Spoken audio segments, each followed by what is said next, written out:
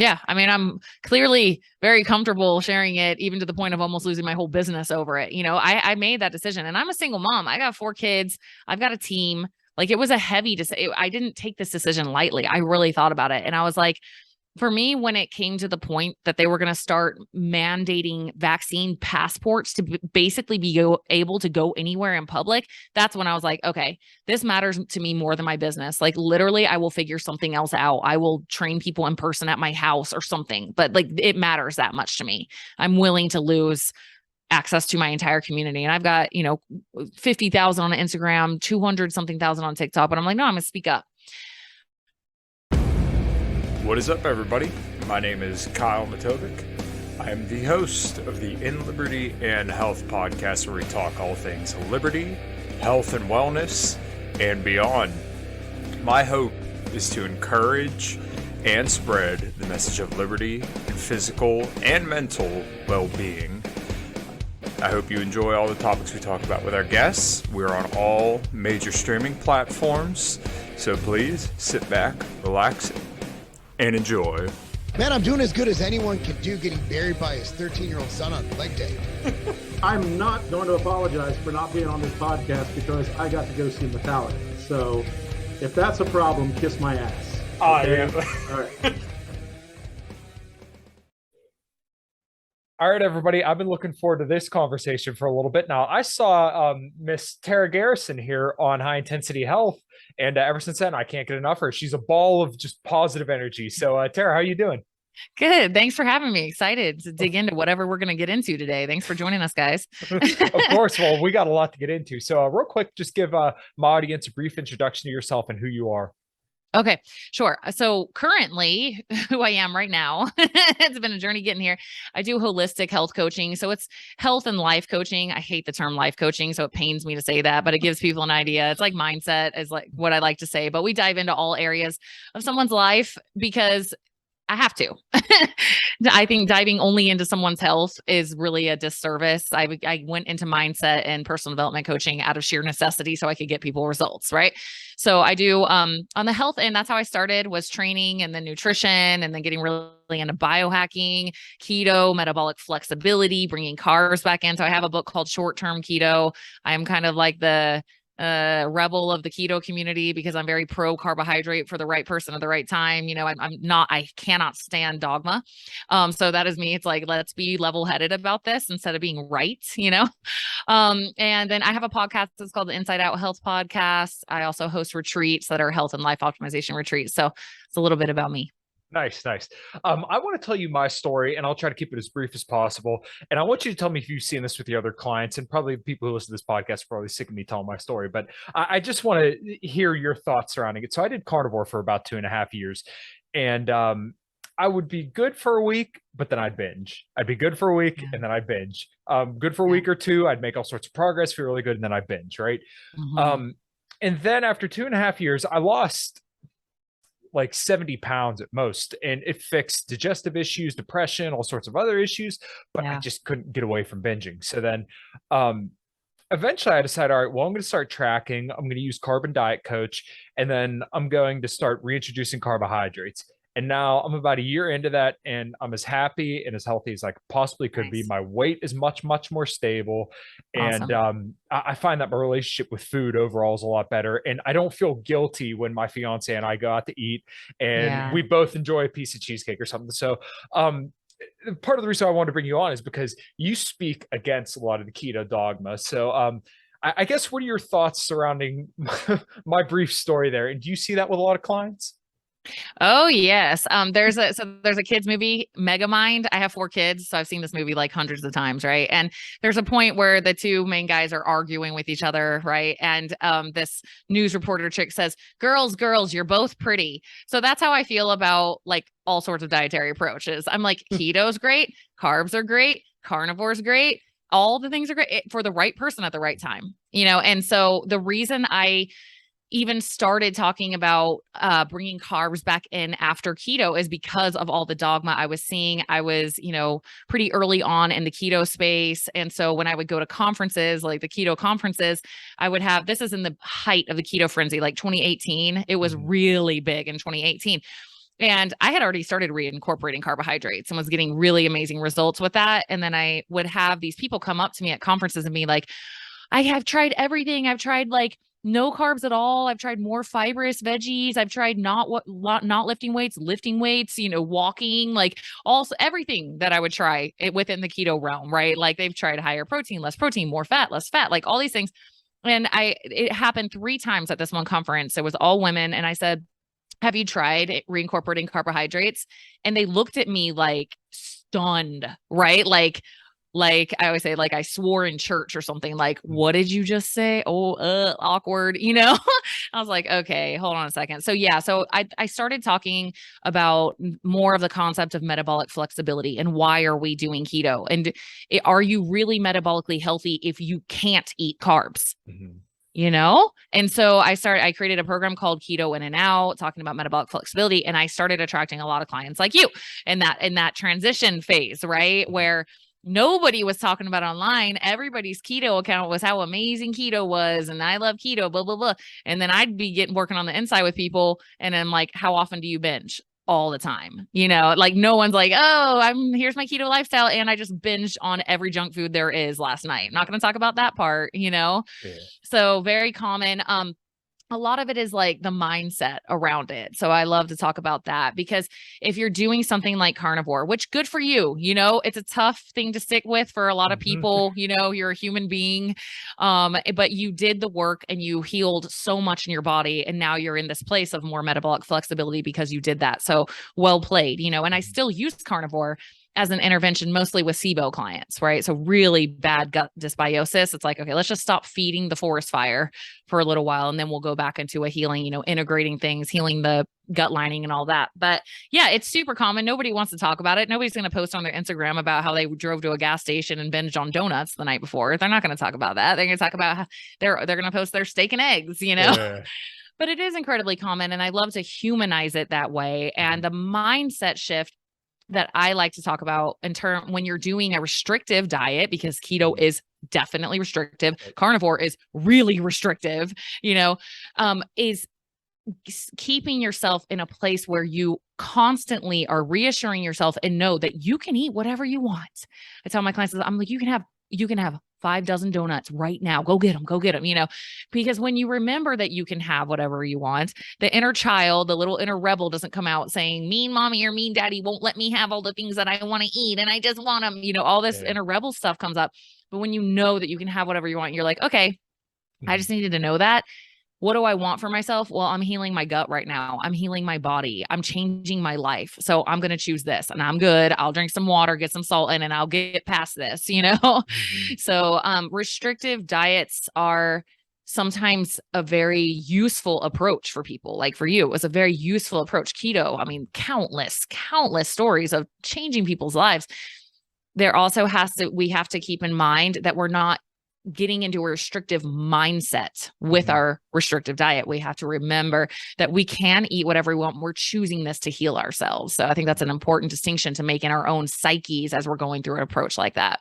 Yeah, absolutely. And I talk with people about this all the time, and I did do a podcast called Keto Cure-All, and or Low Carb Cure-All, I think it was called, and I put a question mark, and I kind of dove into some of the studies regarding weight loss ketogenic diets. And what I try to impart upon people is that this is a tool in the toolbox, right? Fasting is a tool in the toolbox. When you go on these insanely restrictive diets and then you keep saying carbs are bad, carbs are bad, carbs are bad, and I'm never going to have carbs again, then once again, like you said, it's like the child, eventually you're going to rebel. So, and once again, I saw this with myself, and I try to tell people like, look, why don't you just try to be a little bit more relaxed about this? And they say, oh, well, as soon as I have carbs, it's just a binge fest. Well, what your body is telling you need to listen is that you're not eating enough. So maybe if you incorporate a little bit of carbohydrates, you can still have all the fattier foods that you want, but maybe incorporate some of that stuff every here and there, maybe a little bit throughout the week, maybe once a day, just to kind of get to your goals still. But if you just completely cut it off at the knees and then say that this is the forbidden fruit, then as soon as you get just that little taste, then it's game over. And, I already broke one rule, so we might as well go full throttle. Yeah. It's I already had a little bit of extra carbs, so I might as well go all the freaking way. And that is the hallmark of a restrictive mindset with food. Right. That is what creates all binging, all disordered eating patterns in regards to overeating to the point that it all starts with that is the restrictive mindset. And that's why I no offense to some of my colleagues I know personally who are, big in the carnivore community, but I really struggle when they say things like, I really struggle when they say things like, I'm a carb addict. I'm a carbaholic. So I have to refrain from carbs like alcohol. Alcoholics have to refrain from alcohol. And to me, I'm like, look at that mantra you're saying to yourself. You're saying to yourself that you are addicted to that thing. And when I hear these things like sugar's more addictive than cocaine and heroin and all this stuff, I'm like, you explain to me why I can have sugar sometimes and I don't feel like that. You explain to me why lots of people can have a little bit of carbs or sugar and they don't feel like that. Explain that to me. And to me, a lot of it boils down to mindset. If you are saying that you can't have carbs, you got to refrain. They're holding power over you.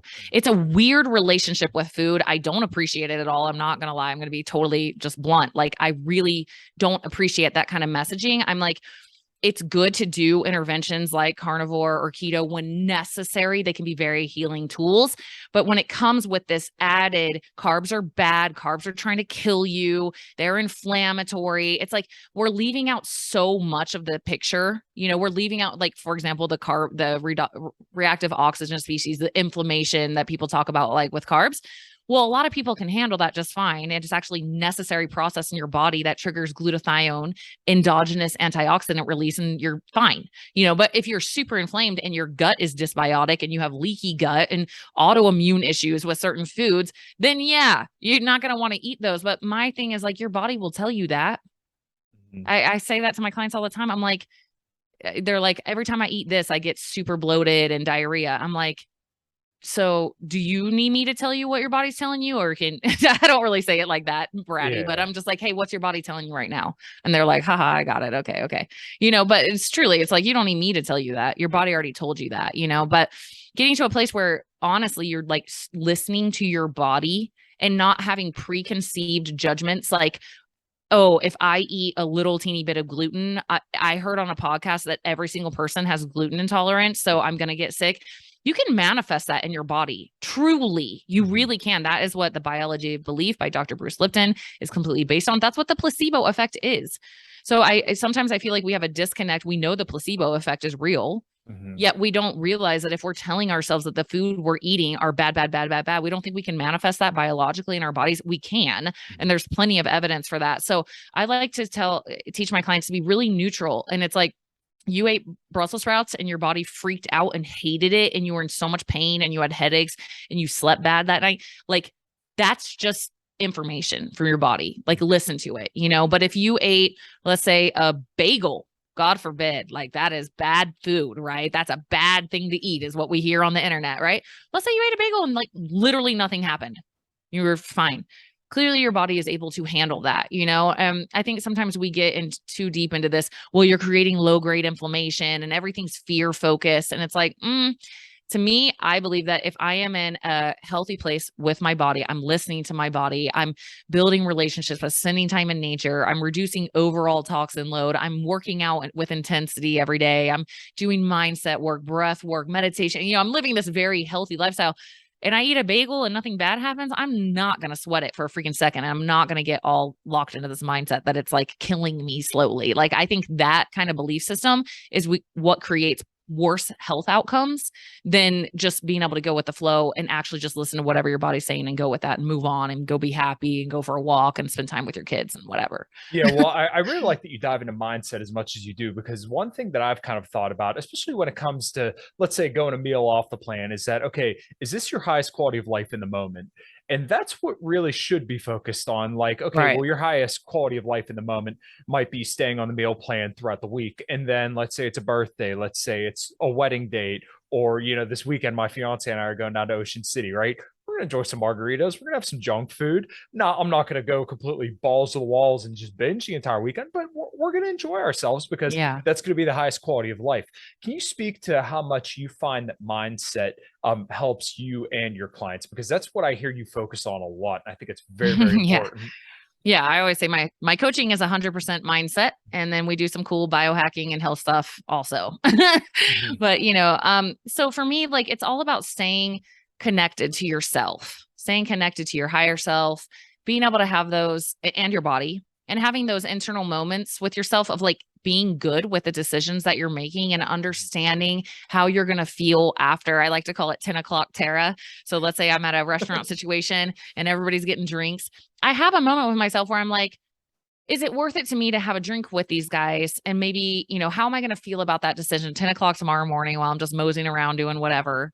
Like, am I going to be like, why did I do that? Or am I going to be like, no, that was worth it to me. That's, it's an alignment. And so having that moment with yourself where you're choosing, like you are recognized because you're choosing anyway, but you are being good with yourself and the decisions that you're making. It's like, you can't go wrong if you have that anchor. So like the worst thing in the world to me, the most tragic thing in the world is when people, they get into this powerless place of, oh, forget about it. I don't care anymore. I'm just going to eat all these things. And the next day they hate themselves. That is hell. I think anybody Guilty. I've had a lot of weight loss too. And I've been that person, it's horrible. It's like, Yeah. why did I do that? Oh, I'm so mad at myself and all this stuff.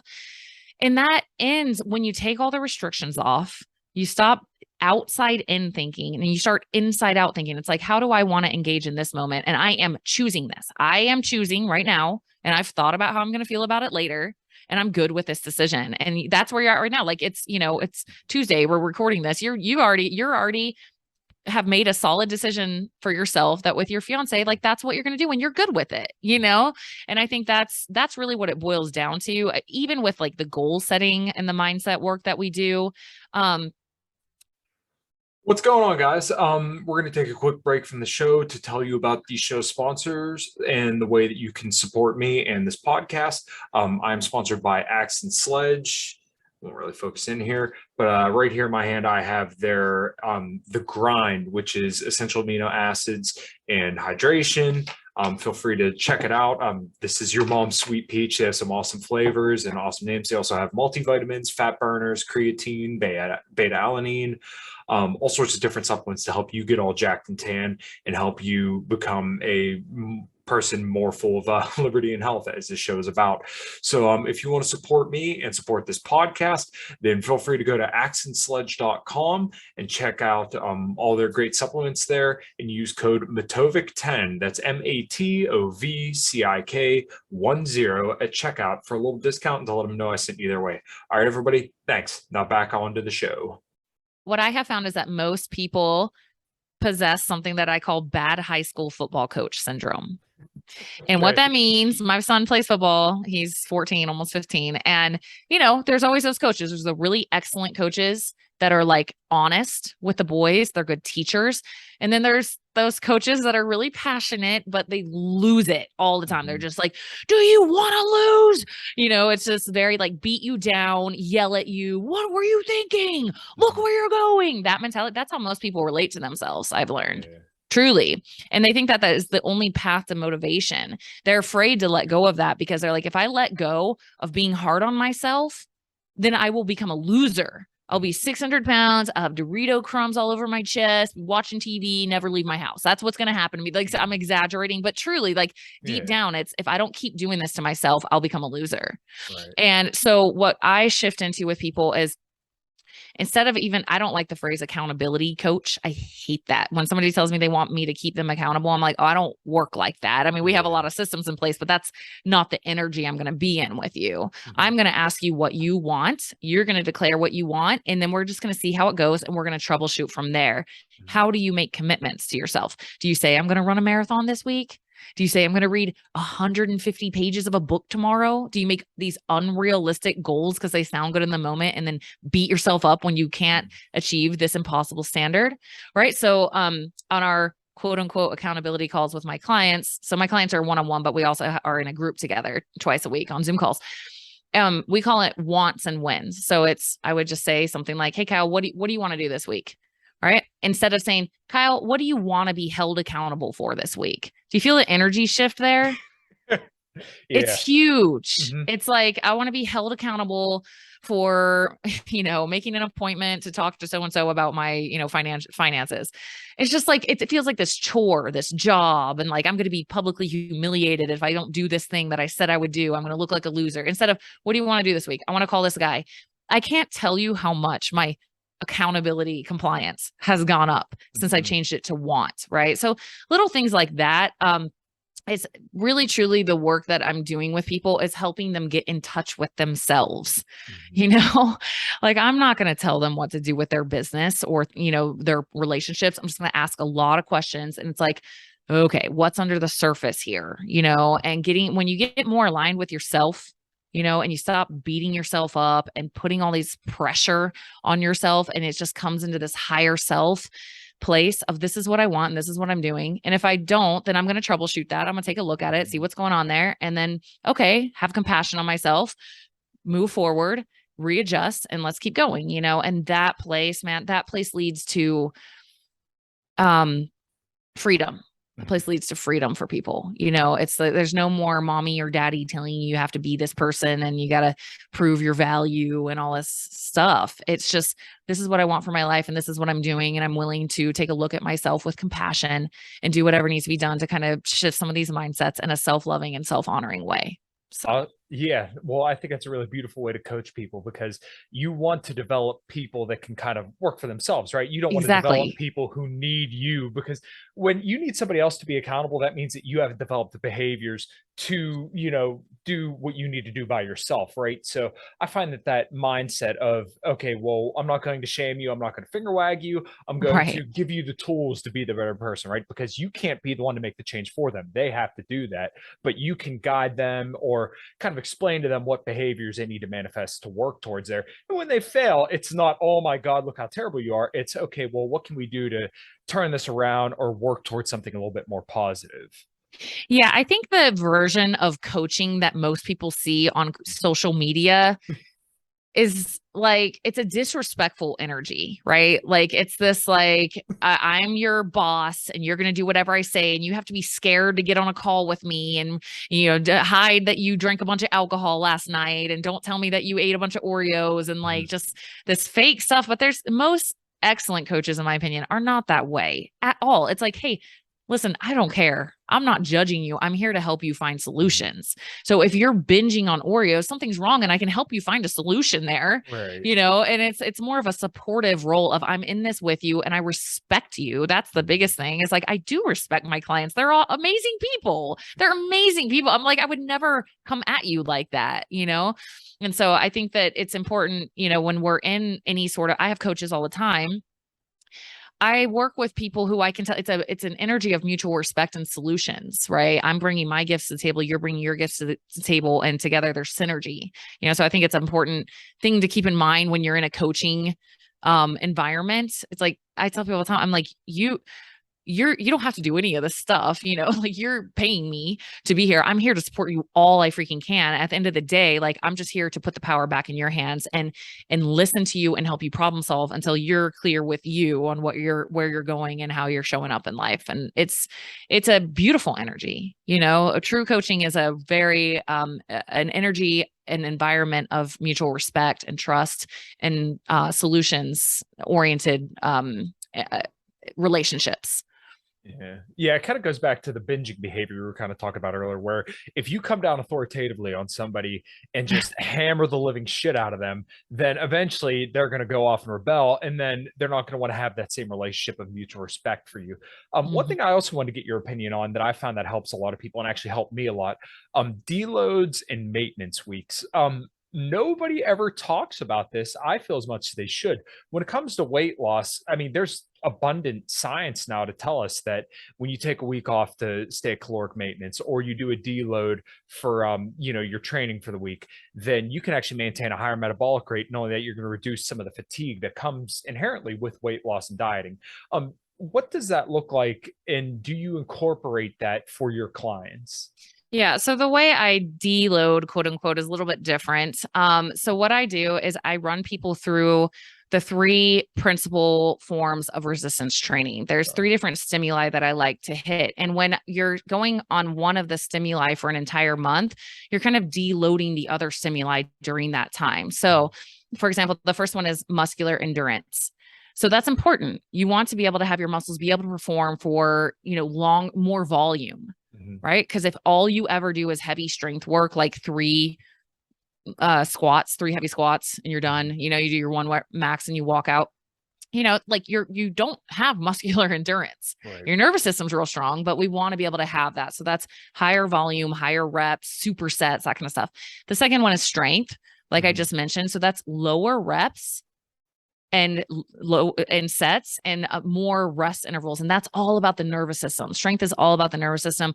Women, if you're listening, we're notorious for not wanting to do strength work. And it's really important because you're increasing your nervous system connection to your muscles, right? So like if you're, an advanced lifter, if I say, okay, walk in there, do a couple little warm-ups, and then boom, we're going to go into heavy squats. Like most people can't do that. They don't have the nervous system connection to get there. So that's usually like the last stimuli that I hit with people and stimulus that I hit with people. And then the other one is hypertrophy, which is your basic, 3 sets of 8 to 12 reps. It's pretty typical for hypertrophy, which is muscle growth, right? And so I like to take people through those different stimuli. So, your nervous system's getting a break, or when you're doing your nervous system training, your muscular repair, muscle recovery is getting a break from having to go so hard. So that's kind of how I do that. I also do a system in my coaching called Neurotyping. This comes from Christian Thibodeau. He's up in Quebec. Christian is great. He's like main contributor to T Nation forever.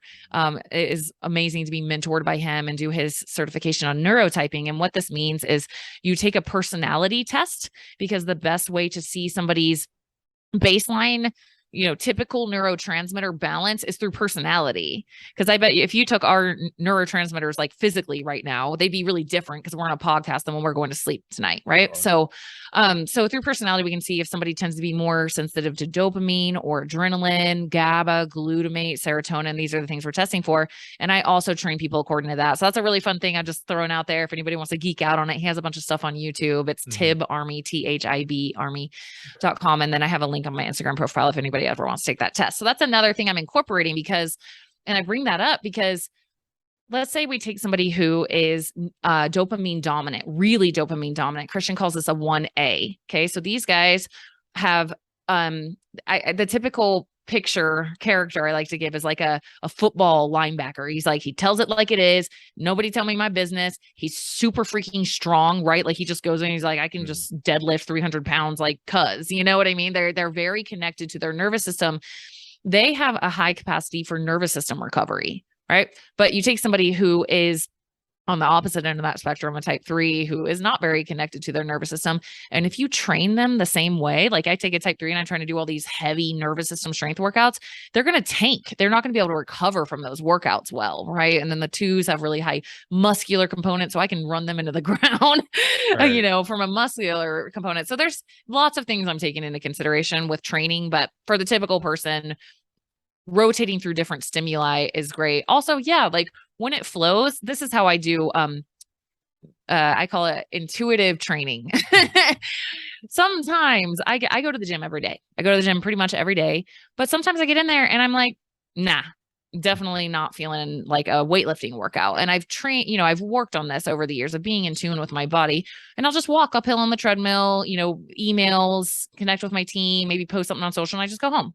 Right. And so it's important. I always encourage that in my clients. I'm like, I don't know if you had like some horrible, stressful thing the day before and you didn't get any sleep, and maybe you drank alcohol and you just didn't tell me. And then you're trying to go in there, do a heavy leg day when you're all inflamed and like have horrible energy levels. Don't do it. Just walk. And then you will get some good sleep and you'll be so much better off going that way. So that's another thing is like, it's okay to take it. It's smart. It's smarter to take a day off when you feel like you can't even see straight because you're so under recovered, And then what was your other thing that you asked about? I got off so many tangents. Oh, no, that's okay. Yeah. Maintenance. And what do you mean by maintenance and nutrition? Yeah. So I guess it depends on where somebody's at, right? Sure. So if somebody's like right now they're in like a fat loss phase and or a muscle building phase, they're being very strategic about the progress that they're making. In that phase, I don't really encourage thinking about it like a maintenance week. If you want to take a week off of tracking, I encourage people to try to mimic what you've been doing already without tracking and see how that goes, right? Because it's while there can be a mental break, what I worry about is that people aren't building sustainable lifestyle habits. One of the things I learned going from 175 pounds and probably almost 40% body fat to 135 pounds and 11% body fat, like massive body comp change, was that I was like, oh, I get it. So in order to be 135-pound lean musculatura, this is just how I eat. I'm not like going back to, I feel like sometimes people think that, right? They think it's like, I be honest, like I was for a while eating much less than 175 pound, 40% body fat me was eating, I was like, oh, I get it. And the composition of what I was eating was so different as like veggies and protein and healthy carbs. So what I say is like, obviously it depends on the person. If you're trying to do like a show and you're getting really strategic and all of this kind of stuff, like obviously we want to be more strategic about that. But for most people just listening to this, if you're in some sort of health transformation journey and you need a break, try to just see how you do without tracking. If you can mimic what you've been doing pretty much and how you feel, and if you really just need a break, like boost your nutrients. Don't go eat like 50 million donuts. Like I don't do that ever. I'm in quote unquote maintenance mode. It's me mimicking what I've learned over the years and just integrating that into my natural lifestyle. So I just really encourage that for people. It's like, look at this is how I live now. This is just how I eat. This is my lifestyle versus, oh, this is maintenance mode. So I'm going to like have some weird mindset around it. It's like, no, you know how to eat now. Like eat like that. Go. Let's see how you do. So that's how I see it. Yeah, no, I actually really like that mindset. And perhaps that's something I should note a little bit more. Just because I've been so focused on, weight loss and, getting into a specific body composition for my wedding coming up. And that's, I know that's relatively selfish for me to ask, but I've just noticed with some people when it comes to like deloads or even like trying to reduce weight when I was initially losing weight, I just kind of looking back over, I'm like, I probably could have been a little bit more easy on myself than I was, just because, like I said, if you get into the extremes, as we were kind of mentioned earlier, then you end up binging and stuff like that. Yes.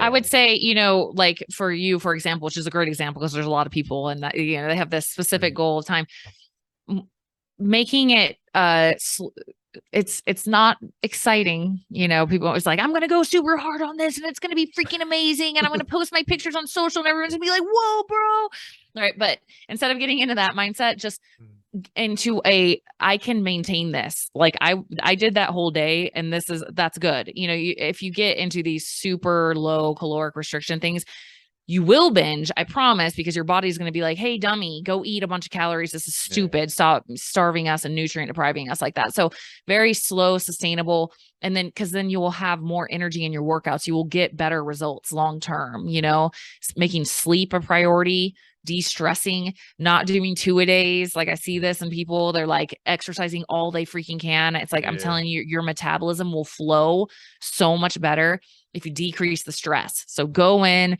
get the stimulus, show up at the gym, bust it and get out. And then decrease stress, do breath work, go to sleep early, get sufficient sleep. I'm telling you, that path is so much more optimal than this balls to the wall approach that leads to this, I call it the hamster wheel of hell of like, go as hard as I can and get nowhere, no, that completely makes sense. So one thing I also wanted to ask you about, you did a bikini competition, correct? I did not watch that video yet. That was something I really wanted to watch, but I was too busy watching other interviews that you've done that I've really, really enjoyed. And I can't recommend people to go check out your stuff enough. You just have this wonderful energy about you. And that's a large reason why I wanted you on here. What was that like? Because I got down to 179 pounds, so about 5'11", and I had visual abs, and I think people have this image that if I just get shredded, I'm going to be happy. But I got that lean and I felt like shit. I wasn't happy. I'm like, I'm small. Like I'm used to being a little bit bigger and I'm not happy with it. So now I'm back up, I gained 20 pounds from then to, a couple months ago, and I leaned back down just, with specific goals. Could you speak to body image and what it was like to get to a bikini competition? Because I think people just have the wrong idea about it. Oh, yes. Okay. So my fitness journey started from a place of not enoughness, marriage problems. I'm not good enough. I've got to earn my value. So I basically went the route of like, sorry to say, but a somewhat typical competitor, like even if they don't want to admit it and they might get mad at me hearing me say this, I'm like, no, dude, I know enough competitors and I've worked with enough that there is some value proving. I will be more lovable. I will get more attention. I will be more liked if I look like this. There is. And there's usually a wounded moment in time that happened that triggered the whole thing. Right. And so I did that path, right? I said I got to 11% body fat. I didn't even know I was that lean. I wasn't even done yet. Right. And I got a DEXA scan and I was like, oh my gosh, I did not know I was that lean. People were coming up to me like, you should just get on a stage like today. Like you're like stage ready. I'm like, no, I'm not, like I wasn't in a good place. Right. So I went on a massive healing journey in the next, 3-4 years, super deep, like plant medicines, tons of deep healer work, mindset work, tons of coaching, just psychotically obsessed, which is what leads me here today, because I healed my relationship with my body. I love my body. I truly have a real relationship with my body. I talk to it. I ask it what it needs. I tell it good job. I'm very in tune with my body and very grateful for my body. And I would never put expectations on it like that. That's not even the energy I have with it. It's more like how I would treat my kids. It's like, I'm here with you. And is there anything you need? And like, I believe in you and that kind of mentality. So that's where I was at when I started the bikini competition. Okay. And I was like, the reason I did it is because I kept getting clients that were coming off competing that wanted to do keto so they could stay lean forever. And I'm looking at every single one of these clients and I'm like, dude, these people are not in a good way emotionally, spiritually. They have pretty much disordered eating for sure. They're over exercising like crazy to the point of ruining relationships. They're like isolated. All that matters is their body. They have bad blood work. Like they're not in a healthy place mentally and emotionally with their health. Right. And so I decided to do the bikini competition because one, I didn't want to talk smack on something that I've never done, even though I kind of experienced it. Not really. I didn't actually compete. And two, I wanted to see if maybe I was wrong, So the hardest part of that for me was I was like, gosh, can you drive yourself to that kind of extreme when you're not desperate? Right. Like in the beginning, I was desperate, right? Like I had my ego attached to it. I'm not lovable if I don't look good enough, all that stuff. But I was like, I don't feel like that anymore. So like, can you push yourself that hard when you're good with your body? Like, why would I do that to my, but I got there. I hired a really great coach out of Arizona. And I was able to get there. I did 2 shows back to back. Now, let me preface this by saying I was like 13.8 or like 14% body fat before I started prepping for the show. And that's me just lifting like a boss and just intermittent fasting and just eating whatever I want, but maintaining a healthy lifestyle. Right. So I was pretty lean when I started. I got down to 10% body fat for the shows. But afterwards, I can tell you what, like I was shocked. I thought I've been in such a good place with food for years. I like turn into a different person. It was like my inner child needed to know that she could eat whatever she wants because I was eating 1,300 calories a day and I've built my metabolism is pretty fast now. Like I'm like, I don't know what I weigh, probably like anywhere between 145 and 150 is typical. For me, 1,300 calories is like lunch, And so that was like really, really bad for me, and I would get to the point where I would just be walking around the grocery store, just like jealous of people. I'm like, I want to be normal.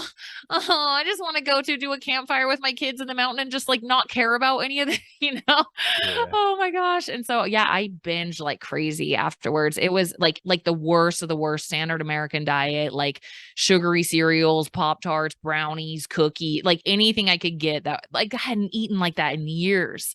Right. I'm more in the health optimization end of the industry. So it's all about like quality ingredients and regenerative beef and, beyond organic if possible, so it was like really crazy for me to be in that mindset. And for me, as I look back, it took me a couple months to come out of it. It did.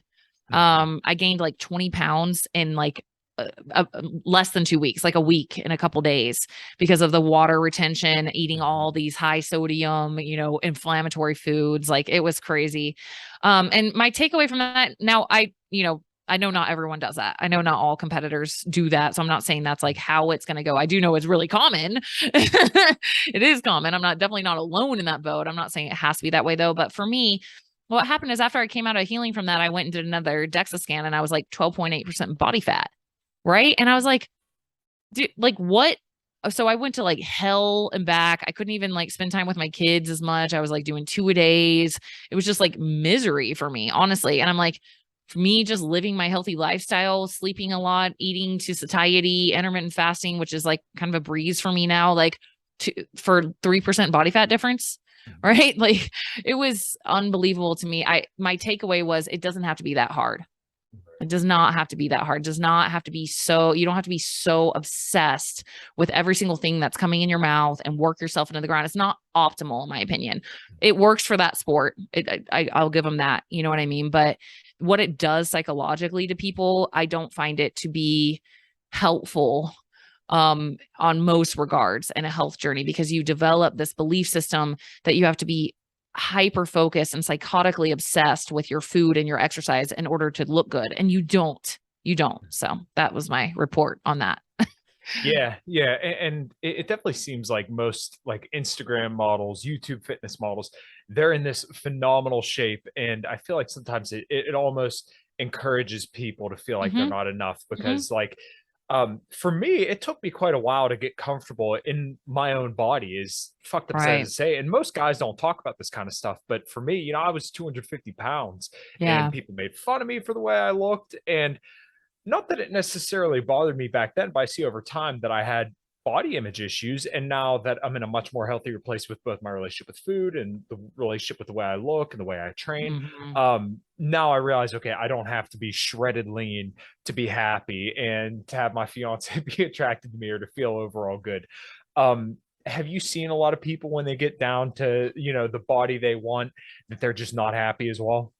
Oh yeah. And I mean, I think once you've been there and you know the mindset that exists in someone to be in that like shredded, you can see all my veins, like super shredded place. It's literally unattractive to me. Like literally, like it like breaks my heart, you know, because I know what is underneath all of that. It's like, it's not, I don't think it's a place anybody wants to go. And I marvel at it, honestly, quite a lot. I'm like, why do we find that attractive? Like, why do human beings like applaud that? Is it just because it's so different, you know, like what is it about us? Is it because we're an obese society and so that looks healthier than obese? I don't know what it is, but once you've been there, like it makes me sad. Like, I'm not like, wow, look at that guy, he's so hot. I'm like, oh man, I hope he finds his healing. I know people are gonna be mad at me for saying that, but that's just, at least in my experience of pretty much everyone I've known that's been that obsessed with their physique.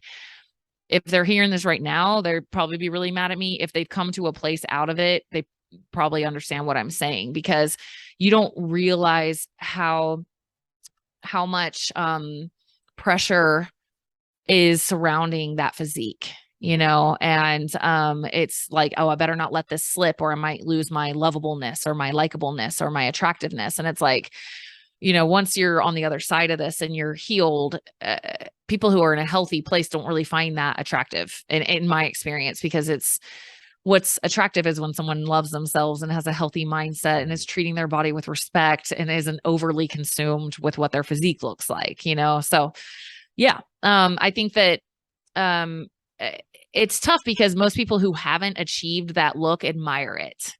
Right. And then they compare themselves to that. And if anybody listening is in that boat, I'll just say, like, happiness is part of health, right? And being happy with yourself and being happy with your lifestyle and being able to work through, because it's not just you, it's like literally every human being, I feel like, goes through, am I good enough? Am I attractive enough? I'm not as, you know, fit or pretty or handsome as that person, and all that, you know, it's developmental. Honestly, I see my kids going through it and I'm trying to help them work through that, you know, but if you can get to a place with yourself where you just love and honor yourself, and it's not about how you look, you know, I always say that you get healthy as a result of loving yourself. You don't love yourself as a result of getting healthy. Right. And I think people think that if I get fit, then I'll love myself. That's where I was. That sounds like where maybe you were too. It's like, well, once I get fit, then I'll love myself. And it's like, no, there's a dangling carrot. They keep moving the finish line. That's why you see people who are, they have shredded, they're completely shredded and they don't feel like they look good enough yet. Right. Cause, and I try to help people understand that. I'm like, if you can't love yourself now, you won't love yourself then. I promise. But if you will love yourself now, it will drive you towards taking care of your body in a way that you will get to a place where you're like, wow, I feel good. Feeling good becomes the priority. Loving yourself, being happy, having time for relationships, and seeing what you're capable of and honoring yourself with good food becomes the priority. So that's the shift there. I feel like we're kind of coming to, that's kind of going out of style. That whole social media, like, look how shredded I can be, look at me thing. I feel like it's kind of like starting to dwindle, which is good, Right. and hopefully there's enough messages like us, out there talking, saying, hey, we did that and it's not cool. Like you don't want to do that. It's not necessary, Yeah, So, absolutely. Yeah. And this morning I was kind of thinking about talking to you today, and I was walking my dogs and I was listening to a economics podcast, and I kind of had this spark of the moment feeling. It's like 5:30, right?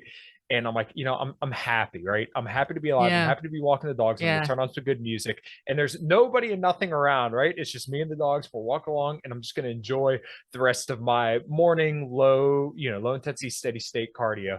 And I feel like, I go for a walk every single morning, and that's just part of loving myself, right? Post meal, go for a walk, hit the road. And there's just something I enjoy about every morning. It's, to yeah, unpack and just yes, feel good. It's not like I have to do this. I yes, love doing this. So I do it every day. And I actually feel yes. worse if I don't.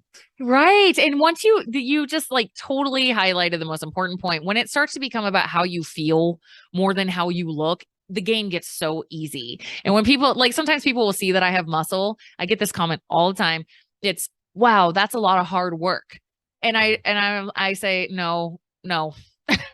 And they're like, what? And I'm like, I don't feel like that. I don't feel like it was a lot of hard work. And I emphasize this because I'm like, I think that's what you're missing. You think this is a lot of hard work. The way I see it is, you saying that to me would be like me saying you drinking your morning cup of coffee is a lot of hard work.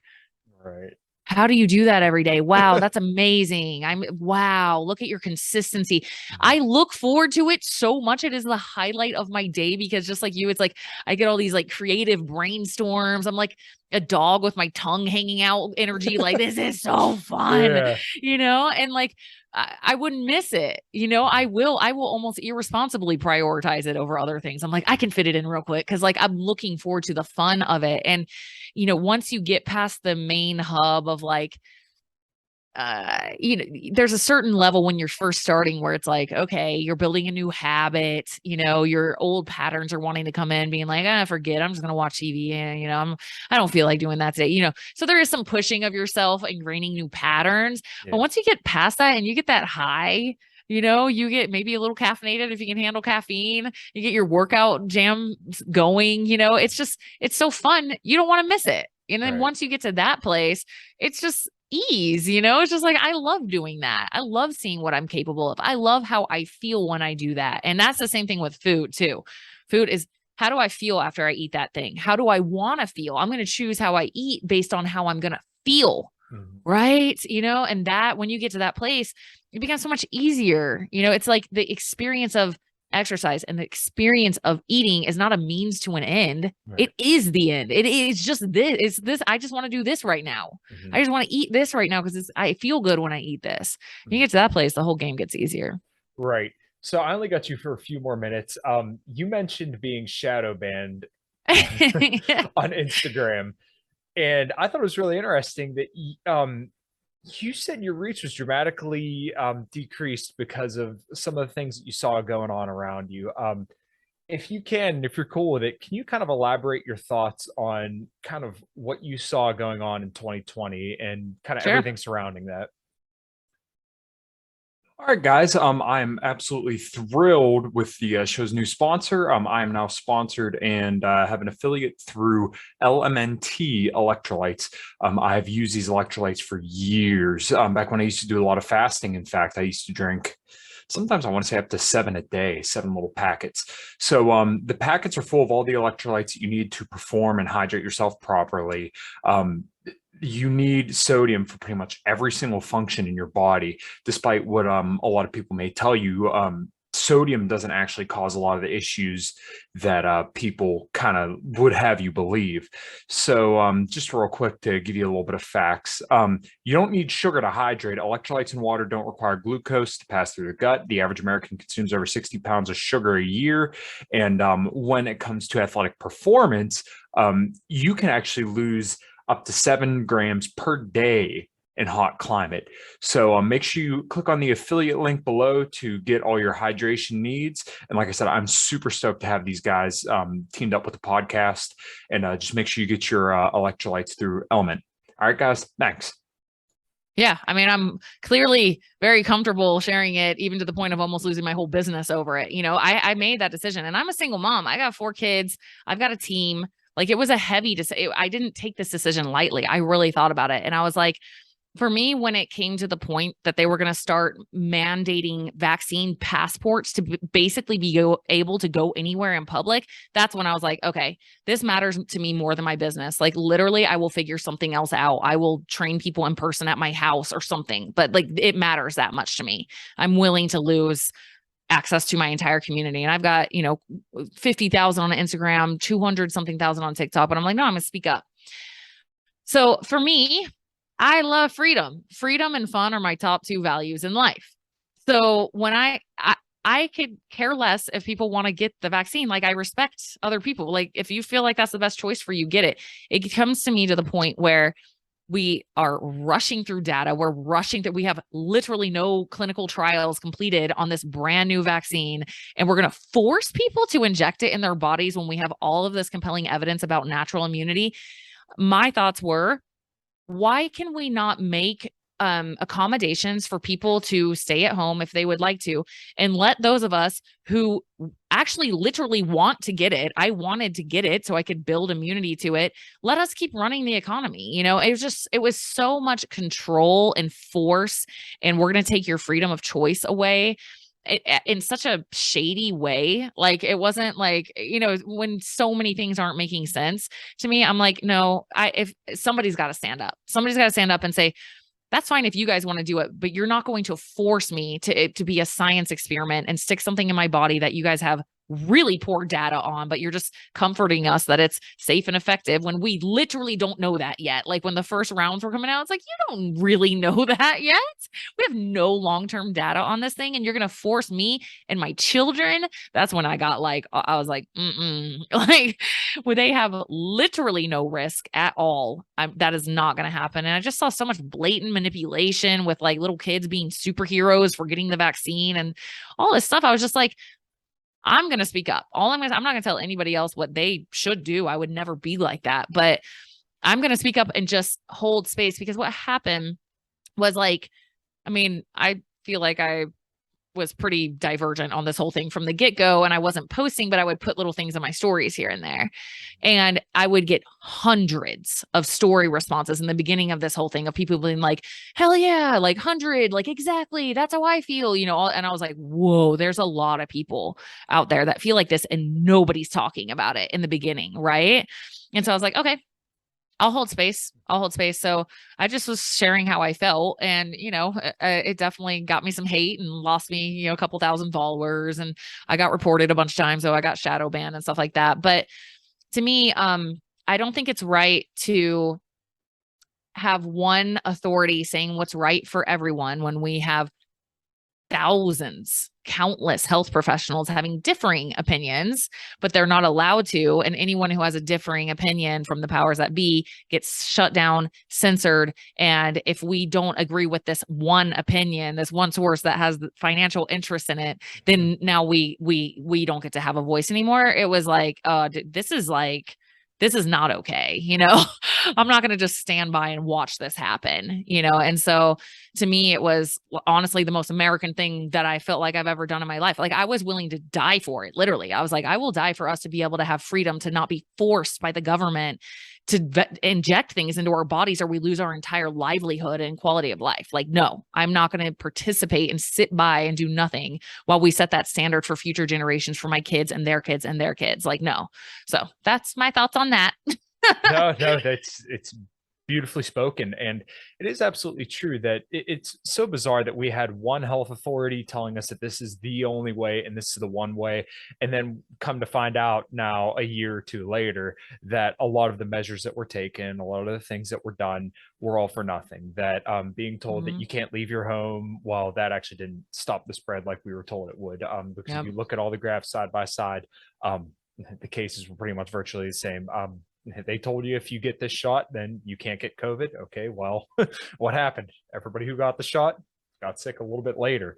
And now we're starting to see that even, there's data coming out, different studies published that say that this shot for younger children actually is harming them. The relative risk for myocarditis that ends in hospitalization, to the tune of 90% of myocarditis, people who get myocarditis from the shot, it ends in hospitalization. So the idea that we should just have this one authority and not have a decentralized network of doctors who are, giving their patients informed consent is just bizarre to me.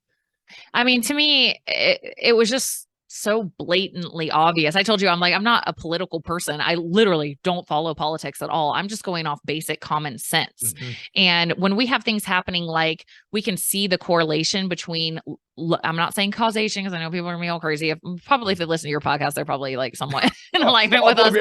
Everybody's gonna love this. Okay. Because we have so much correlated data with like the lower your vitamin D levels were, the worse your outcomes were. And then vitamin D got banned on Instagram. You couldn't even use that hashtag. Are you freaking kidding me? Like, how can you not see through that kind of thing?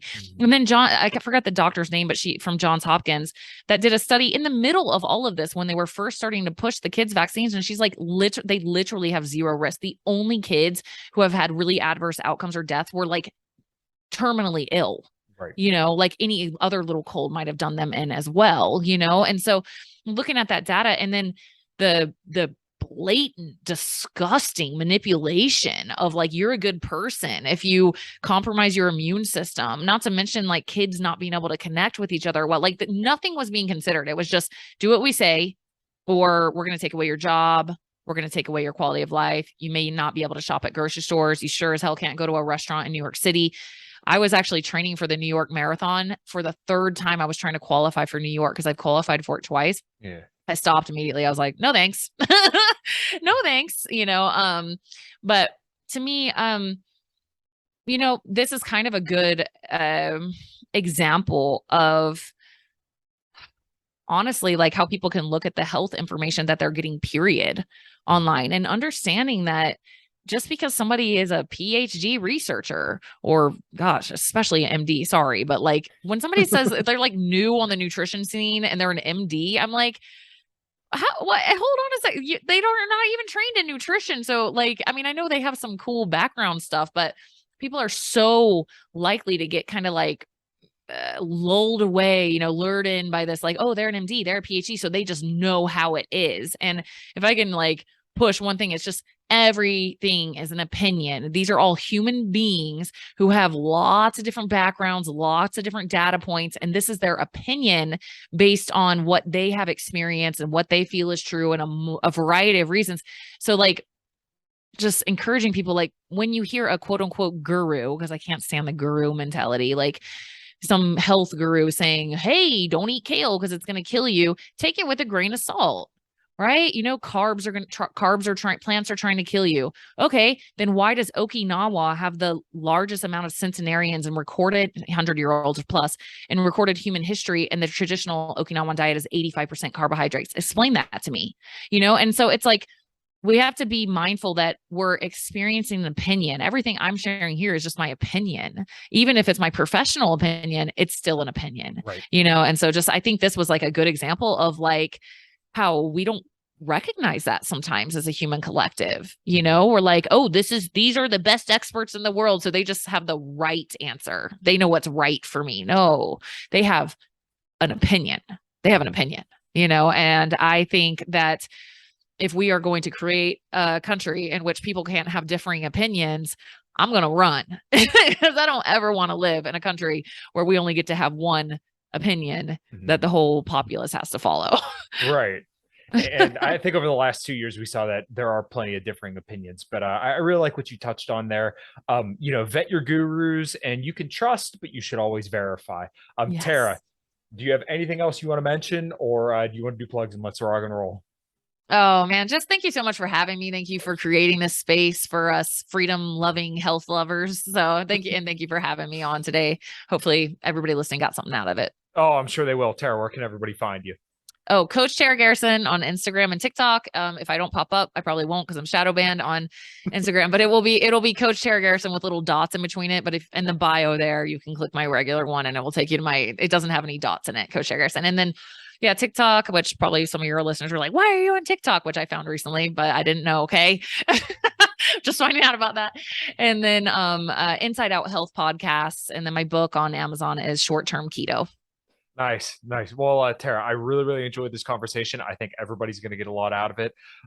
Make sure you go check her stuff out. All her stuff will be in the description below. And until next time, everybody, take care.